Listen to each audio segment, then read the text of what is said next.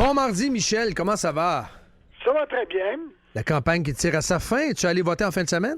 Mais bien sûr, comme au moins 40 des Canadiens, n'est-ce pas, qui votent par anticipation au cours des 4 derniers jours.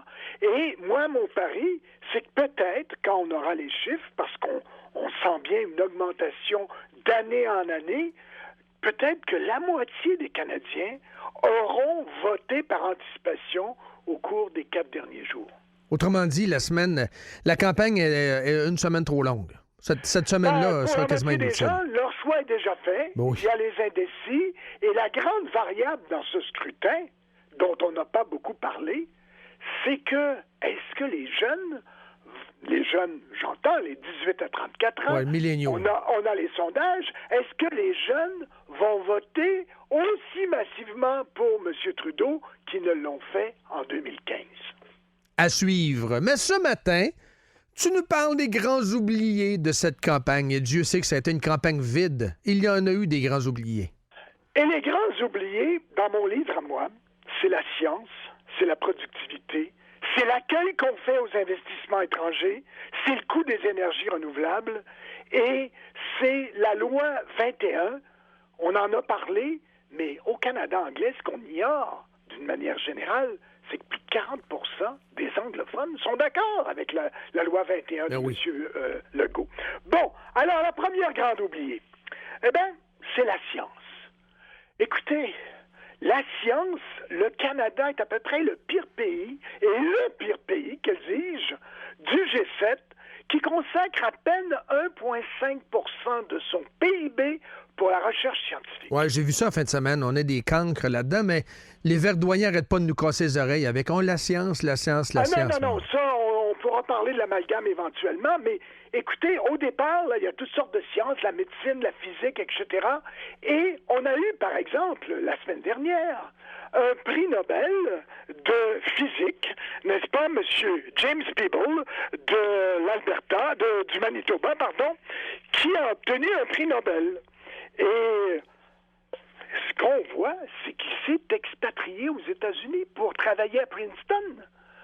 Et ça suit la logique depuis 100 ans. Alexander Bell, l'inventeur du téléphone, il est allé aux États-Unis. Les budgets de recherche sont faramineux. Ici, moi, je viens de Austin, on a eu l'inventeur de la radio, Reginald Fissenden, qui venait d'Austin, mais qui a fait ses travaux aux États-Unis. Alors, si on n'investit pas plus dans la science, nos meilleures têtes vont immigrer et ils immigrent. Et on a eu, il y a un an, le rapport Naylor, un rapport sur l'état de la science avec plus de, je me souviens plus combien de mémoires, au moins 2000 mémoires, des tables rondes partout au pays pour dire, écoutez, il y a une urgence là, au Canada, d'investir dans la science, d'investir dans la recherche, c'est notre avenir qui en dépend. En avez-vous entendu parler dans la campagne électorale? Non. Et quand je parle du prix Nobel, nous, les francophones, là, il y a 7 prix Nobel qui sont nés au Québec, au Canada. Mais il n'y en a aucun qui était francophone. C'est des noms comme Steinman, Boyd, Zostak, Marcus, Atman, Hubel et Bello. C'est tous nés au Québec, ce monde-là. Mais il n'y a jamais eu un francophone qui a obtenu le prix Nobel. Donc, la science, c'est la grande oubliée. Puis la deuxième, c'est J'aurais tellement de quoi dire là-dessus. Mais je te laisse aller.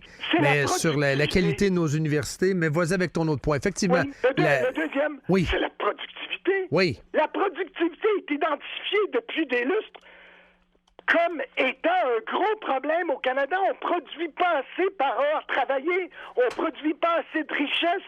On est derrière les États-Unis, derrière la France, derrière la Grande-Bretagne, derrière l'Allemagne. C'est récurrent. Qu'est-ce qu'on a? Est-ce qu'il y a eu des journalistes pendant les 3 débats qu'on a eus qui ont soulevé le problème de la productivité? C'est notre richesse, c'est notre enrichissement qui passe par là. Une économie trop longtemps basée sur les ressources naturelles. Oui. Résultat, le capital humain, le capital intellectuel a été négligé.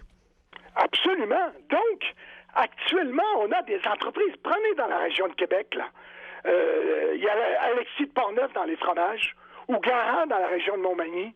C'est des usines extrêmement productives. Et d'une façon générale, au Canada, les PME sont productives, mais les grandes ne le sont pas. Et ça m'amène un autre problème, c'est un troisième grand oublié, c'est les investissements. Non seulement la science n'est pas au rendez-vous au Canada, et on devrait mettre l'équivalent de 1,5 milliard de plus par année pour avoir au moins 4,8 milliards. Non seulement la science est une grande oubliée, non seulement la productivité est une grande oubliée de la campagne, mais en plus, on est une mauvaise terre d'accueil pour les investissements étrangers. On boude les investissements étrangers. Pourquoi trop de red tape, comme on dit en anglais, Michel? Pourquoi trop de tatouinage, de bureaucratie? Mais bien sûr, tous les projets au Canada prennent au moins 2 fois plus de temps à être réglementés et accordés et autorisés qu'aux États-Unis. Presque, c'est plus d'1 an, comparativement à peu près 160 jours en moyenne, là, aux États-Unis. Et puis, on a un gars dans le Globe and Mail, la semaine dernière, toujours, un Égyptien, M. Sarawis, qui a fait une grande entrevue dans le Globe and Mail pour dire, écoutez, moi, j'ai investi 1 milliard au Canada. Puis je recommande à tout le monde, à tous les investisseurs à travers le monde, de ne pas faire ce que j'ai fait, moi, même si j'ai créé 1000 emplois au Canada, même si j'ai investi dans Wind Mobile, puis dans Allstream, le câbleau distributeur au Manitoba. C'est un pays où il y a trop de réglementation. Ça nous détourne de nos investissements qu'on veut faire. C'est la même chose en téléphonie. On parle que mon Dieu, que les comptes de téléphone sont élevés. Ouais. Mais oui, mais il faut ouvrir les portes aux investisseurs étrangers. Ben oui. Pas protéger ça entre nos câbleaux distributeurs. Orange, Canada, Verizon. les Québécois et Rogers de ce monde. Si tu Il faut ouvres... ouvrir. Michel est craqué. Non, J'aime ça, matin, j'aime ça, Michel. C'est la même chose pour WestJet. Open Skies, comme on disait dans les années 80 avec Ronald Reagan. 49% oui. d'investissement étranger. Mais juste sur les cellulaires, reste là, Michel. C'est un bon filon, c'est intéressant.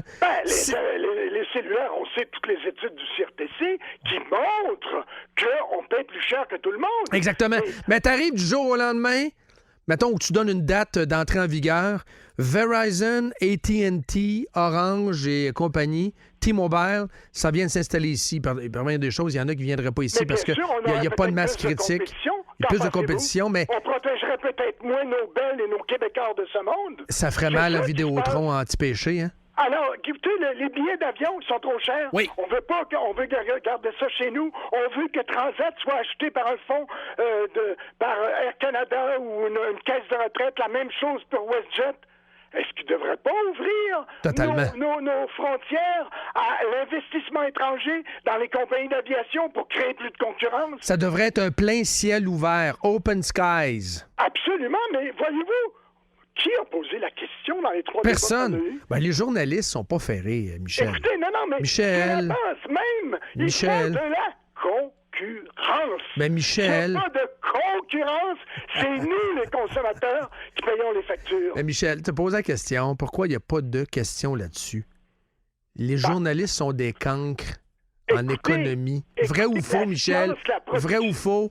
Ben, écoutez, lisez le chroniqueur du Journal de Montréal.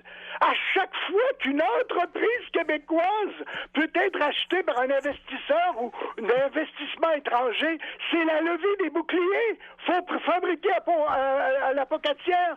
Alors, ces réflexes de protectionnisme font qu'on a moins de productivité, qu'on ne se sent pas interpellé par la science et qu'on boude les investissements étrangers.